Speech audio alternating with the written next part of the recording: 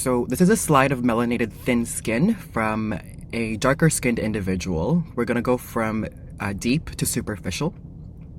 Starting at the deepest layer, immediately you'll see the stratum basal, right? The basal or the bottom layer. And you'll see how it contains keratinocytes that are highly pigmented.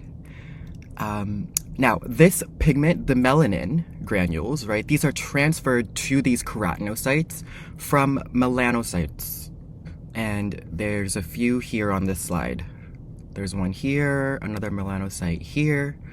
Now, these cells are quite round. They have a very prominent cytoplasm, so they're pretty easy to spot.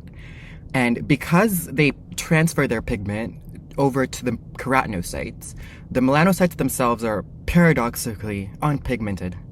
Okay, and that should make sense to you. The next layer above, we have the stratum spinosum. So it's marked by cells that have a spiny look. Okay, you see that the outlines or the borders of the cells here are much more prominent. Now, during histological preparations, these cells will shrink, but what happens is that the desmosomes that hold these cells together are actually maintained, right? And that's precisely what results in this spiny look. The desmosomes remain prominent during histological preparation. Above that, we have the stratum granulosum, and as the name suggests, right, it contains of cells full of granules.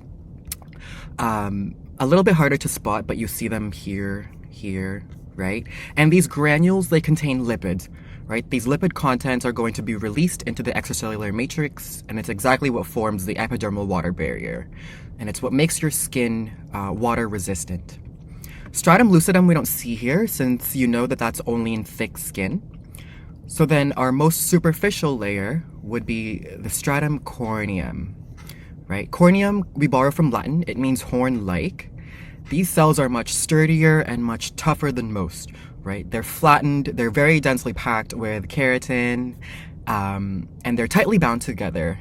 So you'll see lots of highly eosinophilic keratin here, and it's what allows for protection of our skin, while at the same time keeping it dry, but also allowing for things like perspiration and absorption to occur through the skin. So I hope that helped. Good luck and stay blessed.